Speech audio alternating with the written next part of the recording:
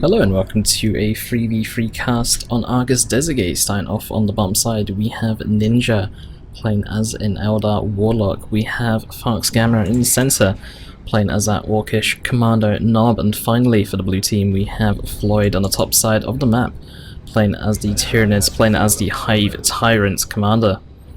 Moving on to the red side, we have Marky already capturing the contested VP on the top side as that teleporting Warp Spider Exarch for Eldar. We have Marutectz playing as a Chaos Lord in the center for the Chaos Space Marines. And finally, for the red team, we have Qwest playing as a Space Wolves Force Commander.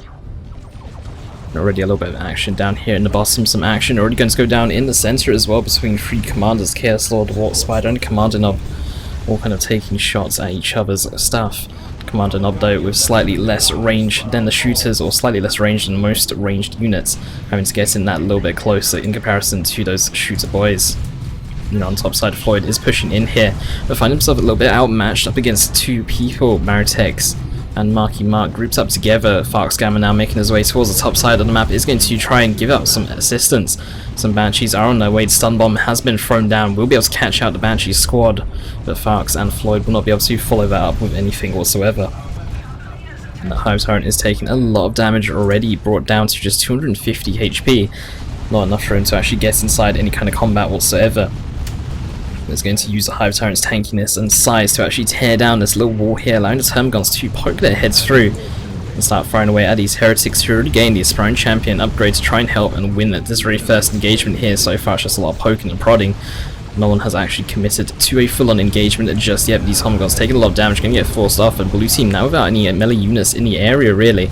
Just left the Termagant shooters and that Kommando Knob. None of them melee units, none of them really effective in melee combat. But that Kommando Knob's actually going to go down, just not retreating away, just taking far too much range damage and not reacting in time. Meanwhile the Banshees are going to try and get in here, but without their aspects of strength or aspects of fleetness, they cannot use their fleet of foot or Howling Scream to suppress and catch up against these units, and will in the end just get kited around and will be forced off. Meanwhile the double shooters are trying to fire at them, able to take down a couple of models, and the Warp Spider is going to back away behind some Green Cavern. Red team will just capture the contested VP and hold out for more reinforcements. Meanwhile in the center of the map, Chaos Lord here for Marutectz chasing down Ninja's Warlock here. As Warlock is going to try and go onto the CSM squad, but just taking far too much damage trying to get into combat there. Does actually have the channeling runes as well, very effective with Banshees or even the Seer Council, but that's much later on in the game. We are only in the beginning. But Banshees gain 20 health per model for the entire squad. Comes in very useful, especially when Chaos don't really have too many knockbacks that early on in the game. The Chaos Lord can always use Kill the Weak to knock down the Warlock, but the Chaos Lord is a little bit slow without worship. Banshees will be able to just carry on healing for as long as they want. The other alternative is for heretics to arm themselves with grenade launchers to try and knock back the Warlock, but then upgrading your heretics to those grenade launchers, you do lose the melee effectiveness that heretics do provide in the early game. The Doom Blast being able to suppress an enemy squad, allowing them to actually get kited around, can come in very handy.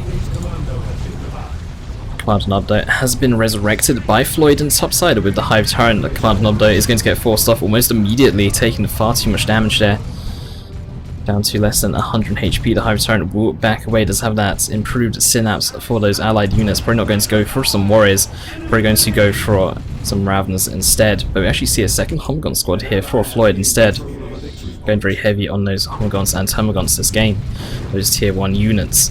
Meanwhile, Flame Tactical Marines here for Qwest, very aggressive onto the power farm of Ninja, onto the power farm of the blue team, able to just burn it all down. There is a flank on the way, but without any Banshees coming in from this flank, I don't think this flank is going to be too effective. 2 Dire Avenger squads and a Warlock is not enough to actually contest the army here of Qwest, but Banshees are going to come in for a pincer movement. Shotgun Scouts are on the field here, and these Banshees are just taking far too much damage. The Warlock is coming in from behind with the Channeling Runes, but Channeling Runes are barely enough to keep these Banshees alive, and they should retreat away before they lose the entire squad. The Scouts and Tactical Marines, there are double aspects of the Avenger upgrades here into these Dire Avengers. We could see some retreat grenades, but thrown far too late and into the slightly wrong position there, and that had the potential to wipe that Scout squad, and it actually had the potential to even wipe the Tactical Marines. 2 grenades is enough to take down a full health Tactical Marine squad on retreat. And on the top side, some more aspects of the Avenger upgrades here, this time for Marky. Stormboys desperately trying to go in onto these Havoc. Stormboys with their power melee, very effective against heavy infantry, but not very effective when getting melee down by 2 CSM squads. The squad is going to fall down. That's a big loss there to Tharx. Stormboys do need to be a bit more careful with them when you're not playing as the Warboss, given that you can't just dump hardboys or use your choppers on them to allow them to win every engagement. You have to be a bit more tactical with them. Double CSM. One squad is going to get forced off, the second squad is going to try and force melee, but some friendly grenades here going to go down on top of Marutectz's CSM. That is a devastating loss there. Losing 2 models from friendly fire, 2 CSM models. This isn't your average cheap model. These CSM models do cost quite a bit, and that's quite a big loss there for Marutectz to just lose that from allied units. An engagement which they should have won had the CSM not been grenaded. These Homagons desperately trying to chase down these Havocs here on retreat. 22 HP. The Homagons leaping in does actually deal damage, but the Malignant Blindness coming in at the very last second when the Havocs are on 6 HP will be enough to actually save the squad. And Banshee's going to come in through the webway gates at the top side of the map, fleeting in here, desperately trying to chase down these shooters. Going to be unable to wipe the squad. A second model is too far away for the Banshees to actually kill, and I don't think they're even going to kill that second model either. Floid is going to get forced off on the top side, and it looks like another bash into the bottom side here for Qwest. Guardian Weapons team is set up, but a grenade going to get thrown down is going to interrupt this and force it to reset up once again, actually getting knocked over by the domino knockback from a model dying. Which is very unfortunate, getting knocked back twice in a row like that. And Floid placing down a generator, maybe not the best time to place down a generator given that a power bash is imminent. Force Commander though going to enable the battle cry, prevents him from gazing, knocks over, gives a 10% damage boost to surrounding units and allows him to do a special on every attack for quite some time, but will be forced off in the end. Banshees and the Warlock should be able to chase in and should be able to prevent this bash from doing any more damage. Shotgun Blast, I believe, is available for this scout squad. The grenade is still not available since it was only just used. Looks like Qwest is going to try and hold his position here. Banshee's jumping onto those scouts, and with the channeling runes and with no knockback available, Qwest is going to get forced off here in the end. Jumping onto the tactical marines with these flamers, the Banshees just remaining at full health, unable to be damaged whatsoever. 20 health regen per second per model. It's just far too much to actually deal with just tactical marines, and the stun bomb coming out of seemingly nowhere here from the Kommando knob, just sitting behind a wall here, but with no energy to infiltrate, is going to be forced into a retreat mode, actually having to retreat around the barbed wire there at the bottom side of the map. And already an autocannon there for Marutectz. Everyone's starting to take up to tier 2. And some players already tier 2 themselves. Meanwhile, the Warlock going to get forced off there. Jumps in, lands a special, but unable to do too much against a multitude of squads. Meanwhile, Homagons trying to jump onto the Banshees. These Banshees are taking a lot of damage here, but the Homagons gain suppress, prevents them from chasing down any further, and the entangling web there for the Warp Spider Exarch, locking them down into place. Taking a lot of damage himself is going to be forced off. The advanced targeters should definitely be a purchase here on the Warp Spider, given the amounts of gaunts on the field, both Termagants and Homagons. The damage from the Warp Spider with the advanced targeters will just be absolutely insane, going from 34 DPS, I forgot the number, 34 DPS up to 51 DPS with the advanced targeters, increasing the damage by a further 50%. It allows you to just pick off models and allows you to just get so much experience on your Warp Spider Exarch. And if you combine that as well with the tier 2 improved teleporter or the improved warp generator war gear as well, which gives increased energy regen, increased teleporter range, and also reduces the cooldown of the teleport, allowing you to reposition constantly. It just makes you such a threat to the Tyrant army. It's just going to allow you to gain so much experience for your commander and for your units in the area, and will also cost the Tyrant player quite a bit as well in terms of the constant reinforcement of the Termagants and Homagants. In the center of the map though, the Chaos Lord arming himself with the Army of Inferno and the Demonic Visage. Demonic Visage reducing damage of nearby units by 25% whenever the Chaos Lord lands a strike against an enemy unit. The Army of Inferno firing out many fireballs in a certain area, very good against blobby type units, very effective against Tyranids and Orcs in particular in this matchup, even effective against Eldar as well, in fact, especially if they got a Dire Avenger blob. But a Falcon out on the field, a truck on the field. Banshees are going to go in very hard here. The Banshees are going to get forced off. The Warlock unable to get the channeling runes off, and the Guardian Weapons team even looks like it's trying to force melee onto these units here, desperately trying to get their hands on absolutely anything and everything. Meanwhile, the Falcon is going to pursue towards the mid-side of the map here for Ninja. That Chaos Lord will be forced off. Sluggers on retreat path can definitely kill this Chaos Lord, but the Chaos Lord is going to go ignored. Well, the Chaos Lord will be ignored by these sluggers. But the sluggers definitely needing their Nob now that they are tier 2. The Nob provides so much utility to these sluggers, giving the swamp ability, giving them extra health for the entire squad, giving a 10% health boost to all models in the squad, and also the slugger Nob just doing 65 power melee damage. It's just absolutely insane to not have that in your squad for 25 power. Meanwhile, a melee dreadnought is out here for a Qwest. Don't know if it'll be upgraded to a ranged one or not. Melee dreadnoughts though will be very effective against that Warlock Banshee combination. The channeling runes will not be able to out heal the damage that the dreadnought will be able to output towards them. Meanwhile, Menacing Visage going to go down once, not the Menacing Visage, the Malignant Blindness going to go down once again here, blinding the army of Floid, and Floid unable to really react here since he cannot actually see what's about to happen. Grenades going to get thrown down, but the grenades are going to be dodged here as the Homogons are streaming towards these Banshees. These Banshees may even go down in this engagement. They're just taking far too much damage here. The Exarch remains alive, but just barely at the moment. Another grenade is going to go down, going to catch out the squad in the back line. 1 HP. The Exarch is going to be able to make it out there alive. The Guardian Weapons team, though, not going to be so fortunate. The Falcon actually half blocking the Guardian Weapons team, preventing it from actually getting inside the Falcon. Very unfortunate there. Marutectz is here with the assistance from these double CSM, but not going to help out too much against the double Homogons and Warriors in the field. But the Heretics coming in for some backup. But these Homogons able to reinforce from that war truck, and Sluggers also going to vacate from that vehicle.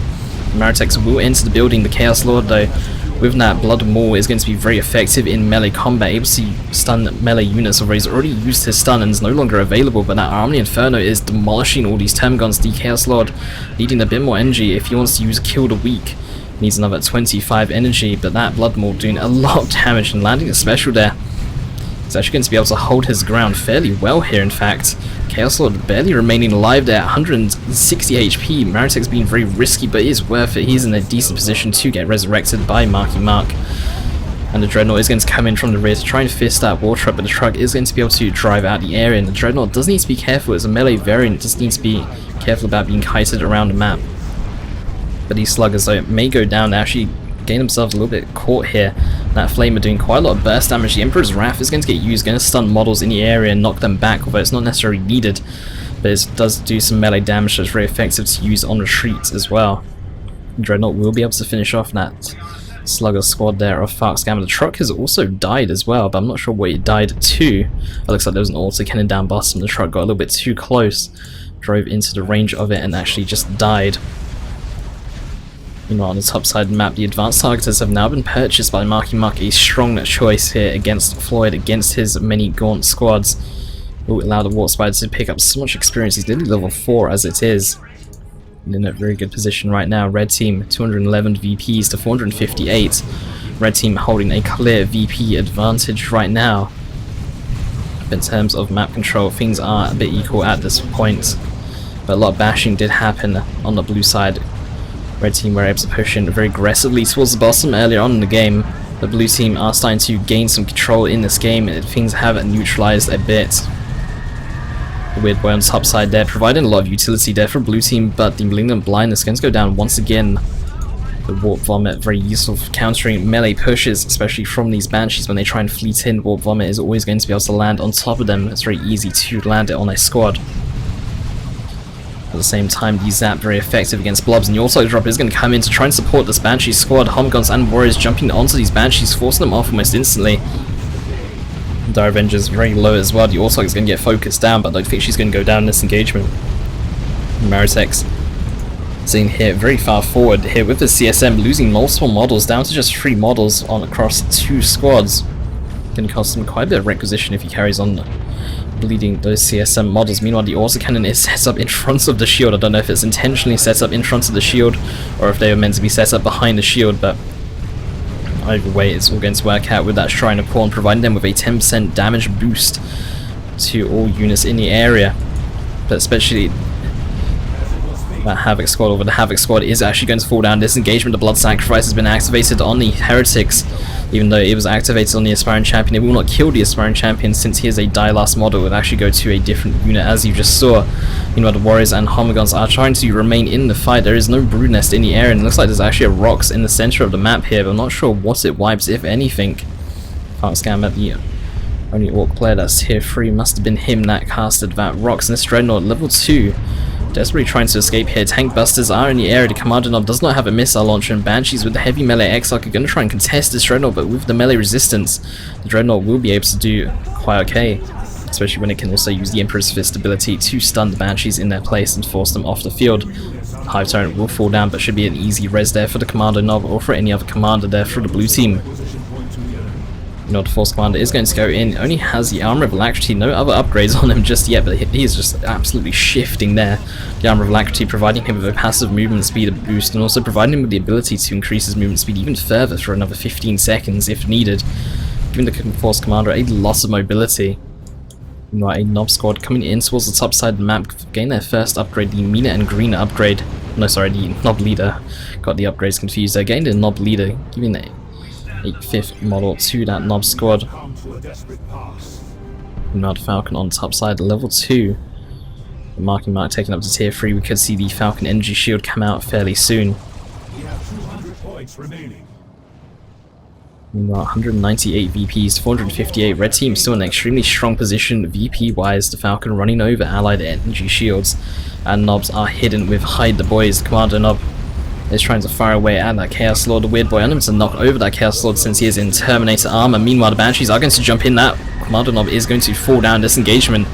No upgrades on that Commando Nob. But still, don't really want to lose a commander over and over again because we're giving away XP to the enemies. Meanwhile, the Falcon is going to be able to get defended there. The Banshees and the Warlock are going to get forced off, and Nobs with Hide the Boys are able to get in on top of that also cannon, but at the same time unable to actually wipe the squad.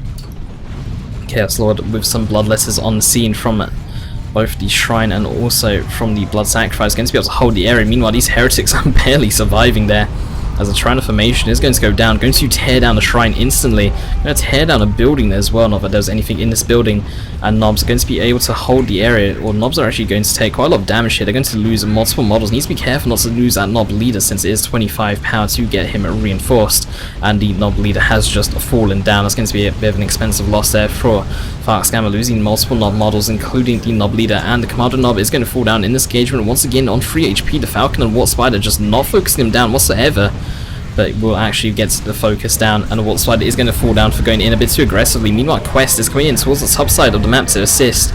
Banshees are going to use their Howl, but they're actually going to walk past the Tactical Marines and going to get forced off there. And Force Commander still pushing in. That Dreadnought remains alive, level 2, doing a lot of work so far this game. But Tactical Marines not going to be so fortunate, are going to fall down in this engagement, getting leaps on by those Homogons and Warriors.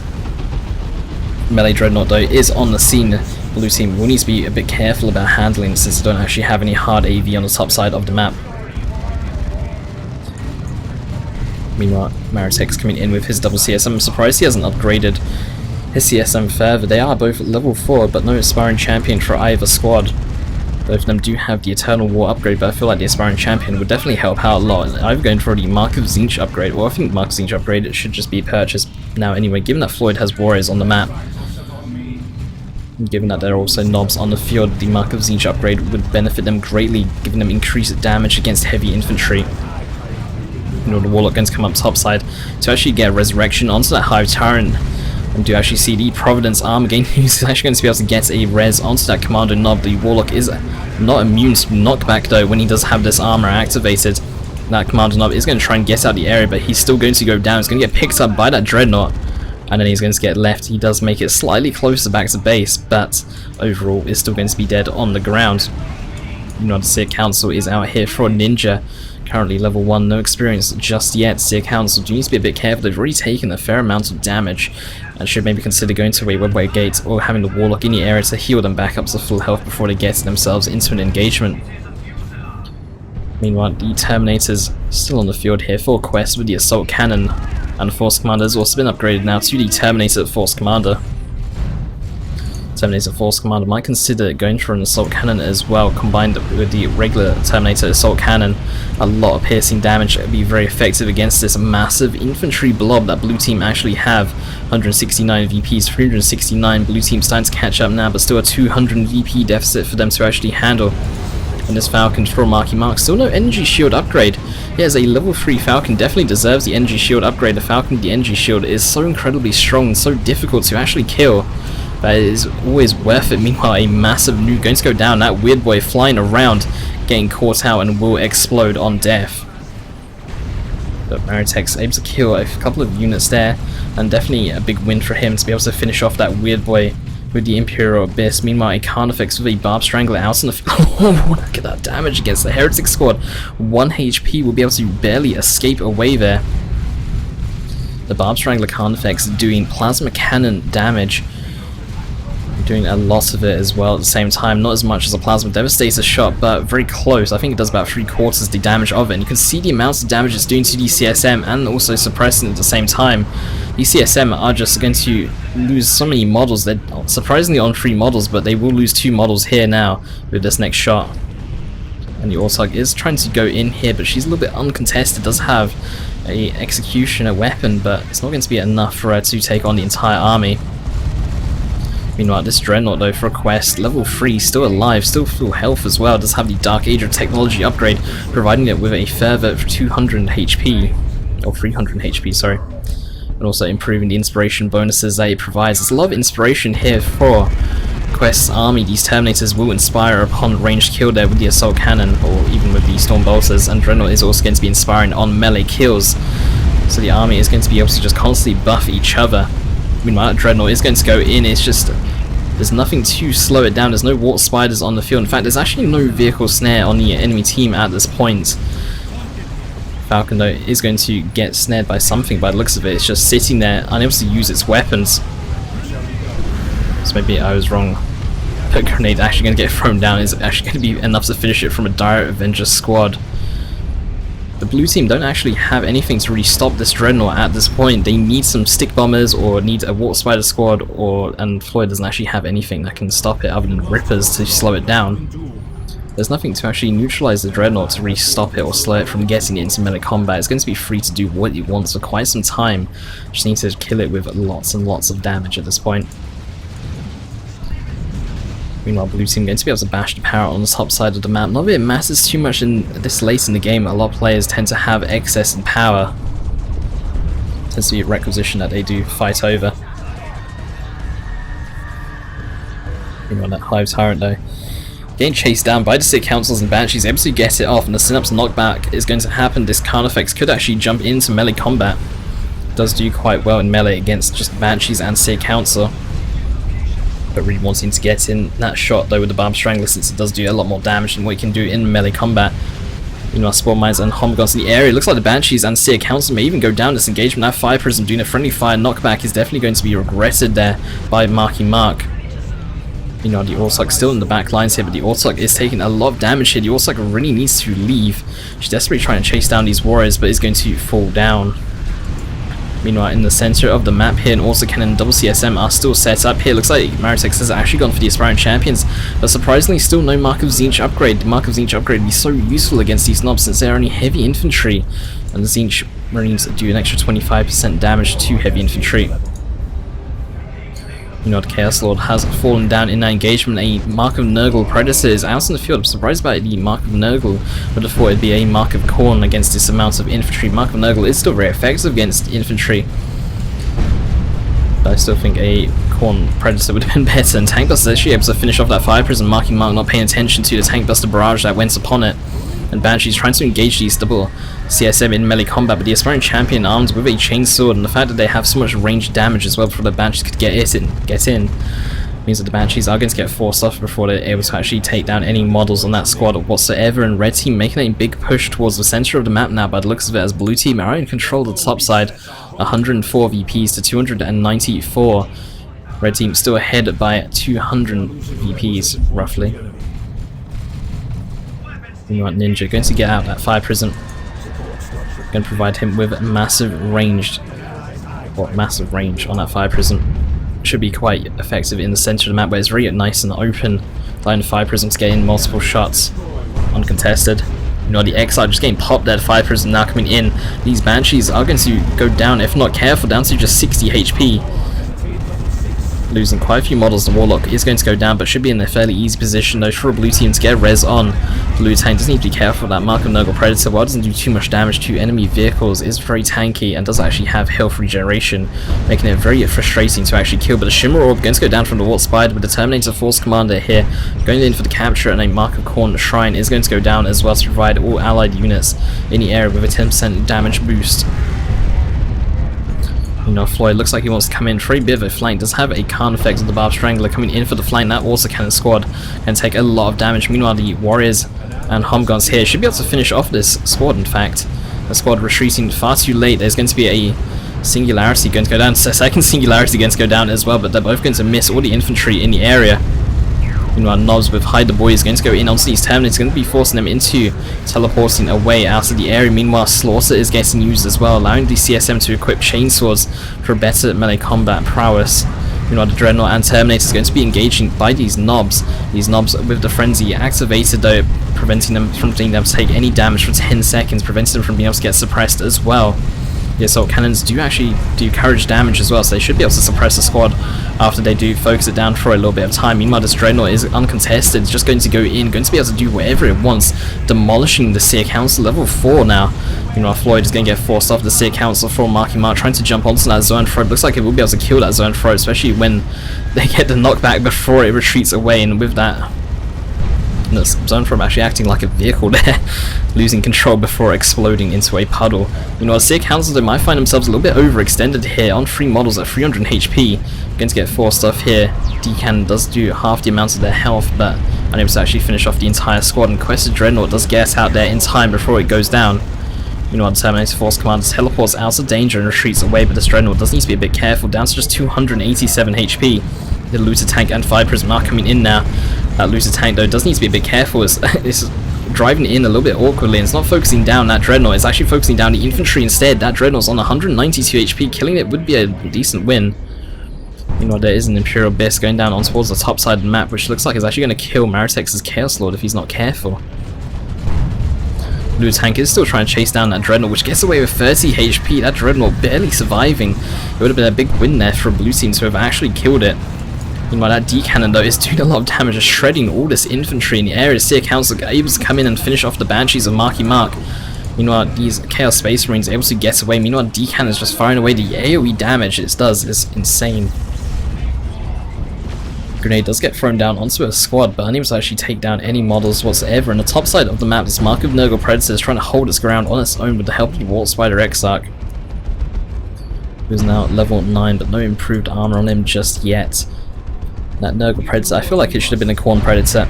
It's a bit harder to keep alive than a Nurgle Predator, but the Khorne Predator would just deal so much more damage against all this infantry on the field.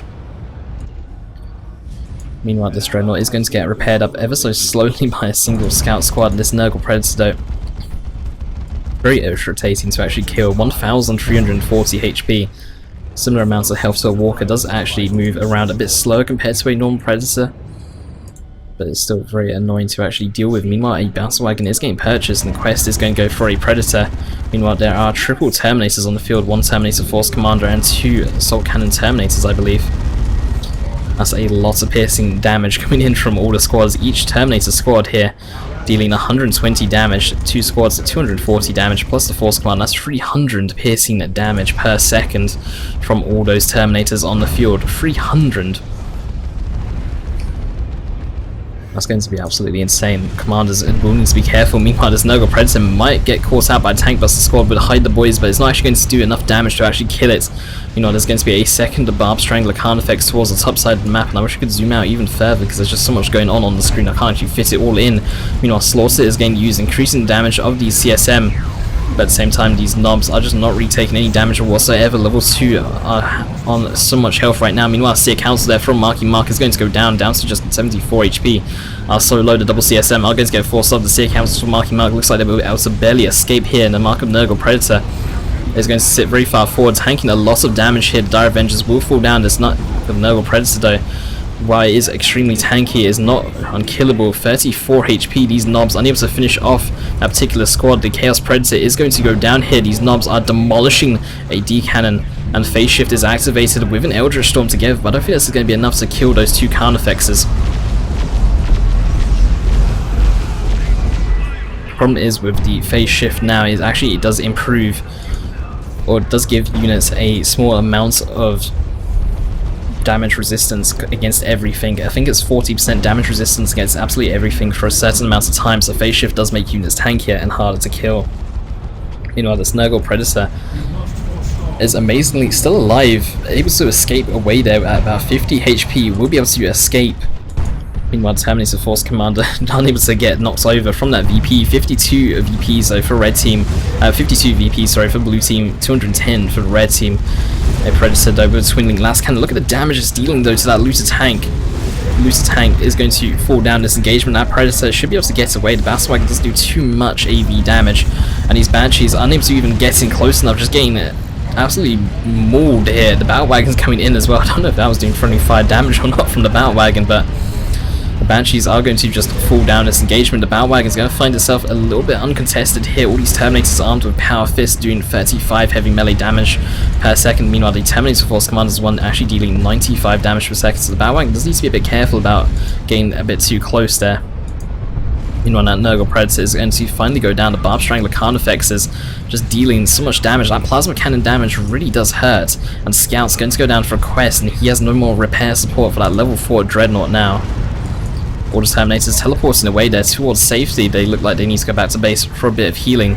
Meanwhile, they Hive Tyrant. I don't know why he was trying to go in so deep there when there was a Dreadnought on top of the VP, but he did, and has now cost him his own life. Meanwhile, the Seer Count's going to jump in onto the CSM. Havocs are set up to actually suppress the squad. You know, Dire Avengers could always try and go in and throw a grenade. These Havocs are extremely grouped up at this point. They should use Embolden before throwing this grenade though. But it doesn't matter, as the squad will go down. Dire Avengers, when they have the Exarch in tier 2, get the ability Embolden, which increases their damage and damage resistance by 20%, and it does increase, and when it increases their damage by 20%, it also increases their grenade damage by 20%, so it's always worth using when you're going to throw down a grenade. Meanwhile, this melee Dreadnought, without any repair support, does need to be a bit careful. It is level 4, it does have 1380 HP. But these knobs though are level 3 and they are just so tanky right now. They're just smashing their way through absolutely everything. Gonna go after this Terminator Force Commander, and he was to do so, and now activating Frenzy. Meanwhile, on the top side of the map, Chaos Lord is going to go in. Seer Council onto the back line here for Marky Mark, trying to destroy these shooters. And knobs are going to actually get forced off here. It looks like they don't want to choose that fight. Meanwhile, 30 VPs to 180, red team on 6 times the amount of VPs, and the Chaos Lord here inside of the Shimmer Orb, forcing melee units to go inside, but the Chaos Lord with that Blood Maul just knocking away all those units, and the Singularity about to go off, about to pull in some warriors here, and some Termagants. In fact, actually missing the warriors completely. The warriors were able to leap into combat in time. Meanwhile, the Carnifexes dealing quite a lot of damage on the Warlock there with the Ethereal Slash. Not catching out too many units. Meanwhile, these double Barb Strand Carnifexes should be able to destroy Marutectz's army should he not retreat. Look at the damage that's going to happen here now. Although if they miss their shots, then it's not going to do too much. Meanwhile, the phase shift going to go down to the Carnifexes, preventing it from being able to fire any further. And the Chaos Lord able to knock away all those units once again with the Sweeping Doom ability. Chaos Lord though is going to find himself a little bit outmatched though at 400 HP. Should be retreating away, and you can actually see him retreating away now. Meanwhile, the Terminators and some missile launch tactical marines going to come in for a bit of support. These double CSM are struggling a little bit. They have got Slaughterer activated and do have the chainsaws equipped, but the Seer Counts with their power melee weapons are going to absolutely destroy them. Blood Sacrifice going to go down. I believe that was the Aspiring Champion that actually got hit with that, but it actually wasn't. But a Aspiring Champion will go down in this engagement. While another Tyrant formation is going to go down here, and blue team just able to carry on hanging in there. Meanwhile, Floid still remains dead. Battle Wagon on the bottom of the staircase here. The Dreadnought is now repaired back up to full health, as some scouts were repurchased there for a quest. The double Barb Strand Carnifexes are thrown away at these Terminators on the lower ground. The Autarch is going to jump into the fight once again. This is a fresh new Autarch. Does not have that Executioner weapon upgrade like it did before. Meanwhile, the Kommando does actually get a decap there, allowing blue teams to slip ahead a few extra VPs. Meanwhile, the Kommando is going to sacrifice his own life in order to do it. These assault cannons are actually doing quite a lot of damage there on retreat, able to carry on firing their salvo even though the unit gets out of range, similar to an auto cannon actually in that regard. But the Batwagon going to be defending blue team's natural. Meanwhile, the top side, Floid is defending. It does have 2 Barb Strangler Carnifexes, both at about 600 HP, which isn't actually too much, given that there's a Fire Prism on top side, along with 2 D-Cannons. D-Cannons doing melter damage, doing 75% of their damage to vehicles, and also Cannon also jumping down on top side as well. These Barb Strangler Carnifexes, with their short range, or shortish ranged weapons, do need to be a bit careful.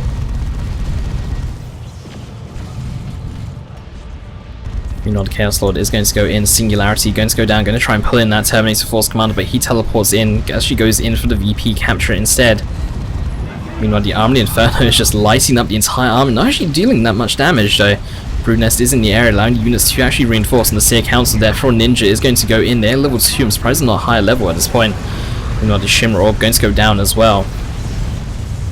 Also, the Bombardment Whip just lift up the majority of Floyd's army here. Also catching out a bit of Ninja's army as well, and there's going to be 2 Singularities going to go down to actually follow up that orbital, pulling in units, and there's just units flying around all over the place at this point in time. Multiple units going to go down. There's Ortug army himself with the Scorpion Shield and the Executioner Spear.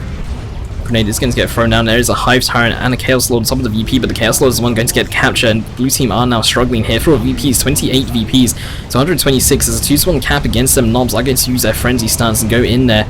Meanwhile, also Cannon is just firing all over the place. Heretics will be able to get away with just the aspiring champion. Knobs are still capturing, although their models are very split up right now. The Ortug with her Executioner doing power melee damage very effective against that heavy infantry, and the blue team able to get the decap. The Hive Tyrants able to resume the cap after the Knobs are forced into a retreat. Meanwhile, Dreadnought Qwest is now making his way towards the top side of the map here. Terminators teleporting in very aggressively here with all their assault cannons, but an Eldritch is going to go down on top of them. The Eldritch is going to get walked out of and then going to catch out a few models. Meanwhile, the Dreadnought should be able to easily melee down these 2 Barb Strangler Carnifexes down to just 80 HP, but the Dreadnought is unable to chase it any further. Needs to now turn around and engage these warriors and Homogons in the vicinity. And blue team are going to go in and actually get a capture on that VP, but the Warp Spider is already on top of it, trying to get a decap. At the same time, a Lucid Tank is on the natural of red teams.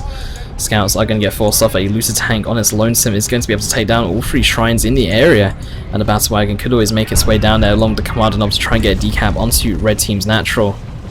But 17 VPs at this point. Seer Council going to jump in, going to go after the Warp Spider in the area, but he teleports away. The Seer Council inside that Shimmer Orb, immune to all range damage at this point. And wow, that double Barb Strangler Carnifex nearly insta-giving these 2 CSM squads. Had there been a 3rd Barb Strangler Carnifex, the squad would have been dead, but this Carnifex does need to be careful though. It's down to no health whatsoever, and wow, 5 models dying now. The next round. Right in the center of the map, the Commando Knob is going in for the capture, but the Commando Knob not the tankiest person to be engaged by. Meanwhile, the Dreadnought is going to pick up that Commando Knob and going to throw him back towards blue team base. Dreadnought, along with the multiple Bloodlesses, especially from all these shrines, are providing a damage boost in the area as well. Going to be very difficult to actually fight against. Meanwhile, the Terminators up top, taking quite a few model losses there. You do need to be a bit careful. These Carnifexes, though, slowly regenerating health, but you need to be a bit careful. Meanwhile, Singularities aims to try and pull in some units. We'll actually catch out 1 Dire Avenger. And that's all. Looter Tank and Batwagon going to be pushing in further. These shrines still remain up. For some reason, the Looter Tank should easily make short work of it. Missile launched tactical marines are in the area, but aren't going to be able to do too much. Move on to Chaos Lord with the Shimmer Orb. It's going to try and go in for a capture top. So blue team will need to do something in mid. Will need to do something at the top side of the map fairly soon. Knobs are going to engage here and do use their frenzy. Are going to go in for a capture instead of actually engaging. Looter Tank and Batwagon going to provide support with the Warlock going in for a resurrection down onto the Commander Knob. The Dreadnought going to use Emperor's Fist to try and knock units away, but they will still be able to get a decap onto the VP. And now with Knobs decapping that VP, are able to go in and engage. Meanwhile, the Ethereal Slash along with the stun bomb actually going to stun that Warlock, and it's going to make his Providence armor a bit useless there. The Dreadnought is going to finally go down. That Dreadnought probably deserves to be level 6 with the amounts of stuff it had actually done and with the amounts of time it remained alive. Meanwhile, Heretics are going to get demolished there by the Ethereal Slash. That Warlock just leaping in and destroying everything. There's going to be a cooldown. Could be some more Terminators there for Qwest. Meanwhile, the Ethereal Slash once again. The CSM are actually going to go down in this engagement. This Warlock is demolishing everything in the backline. Level 10. And Assault Terminators on the field there. Their Thunder Hammers and Storm Shields going to be extremely effective against vehicles. Very tanky unit. 5,400 HP of super heavy infantry armor, dealing 200 heavy melee damage per second as a squad.